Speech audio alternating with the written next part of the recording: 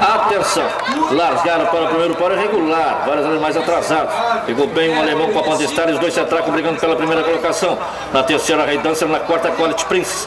Depois vai ficando o Alto Taquari com êxito dobrado. O último é o Desert Tiger.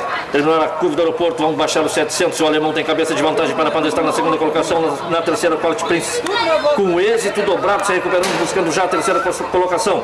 Vão para a cabeçada da curva, vão se preparar para entrar na reta final. E o alemão tem a cabeça de vantagem para a Pandestar na segunda colocação. Seu encalço na terceira colocação. Pegou bem por dentro a Quality Prince. E o Rei Dance avança também. Vão assim baixando os últimos 350 da prova. Alemão por junto a cerca interna. O ponteiro se defende agora do Rei Dance, que buscou a segunda colocação.